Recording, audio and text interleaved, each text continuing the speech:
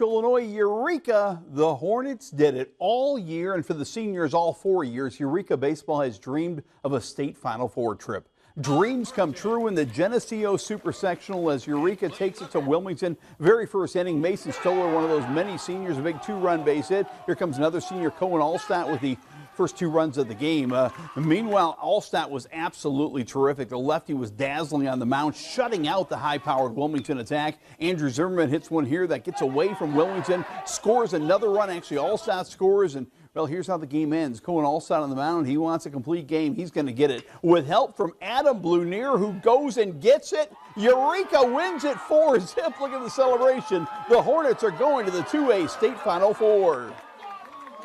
The words that just stuck out to me was finish what you started. He said, you're here for a reason. We got you on the mound for a reason. So, this game's yours. Go get him, attack him. So, I attacked him, and, I'm so happy. Great play by Adam and left. It feels so good, We've played so many games together, and it's just so amazing to play 2 more games with these fellas. I love them. You bet. Coach Dane Ware got another shower tonight. Eureka will play Springfield Sacred Heart Griffin in the state Final Four. Another Heart of Illinois Conference team is going to the state Final Four, and 1A Lexington pulls off another upset. These guys were a 5 seed in their subsectional. They're in the state Final Four after beating Salt Fork. Miles Lanehart, a base hit right here. Braden Barber has been so big for Lexington. He crushes this ball. That's a home run in every high school ballpark. It's a long double at Illinois Wesleyan's ballpark, but the Lexington scored 5 runs in the first inning, and that was enough. Caden Knight was terrific on the mound, and let's check out some defense here. How about Blaine Friedmansky? Look at Blaine go and get it. Wow. Lexington's going to the state Final Four. They win it 5-3. Their first trip to the state final since 1990 when they won it all. Now's the time, so now we grind. And, 2 games away from state, win the whole thing. And, we're excited, but we're not satisfied.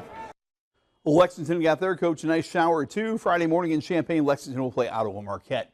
Now to Super Softball Monday. 4 Central Illinois teams trying to win to get to the state Final Four in Peoria. In Class 2A, boy, I saw a great game tonight between Brimfield and Beecher. Beecher, a perennial power, had a 3-zip lead, but Brimfield came back in the 6th inning. Maurice Legaspi drives in Sawyer Drury. Drury had a great game pitching and had 3 hits, scores a big run there. Then Layla Hurstman drives one, looked like a home run. It's a great catch out there, but it's a long sacrifice fly. Brooke Allen's going to drive in the tying run with this shot off the wall. But with the game tied 3-3, it went to extra innings, and in the 10th inning, Beecher wins it. A great season for Brimfield, ends in the Elite 8.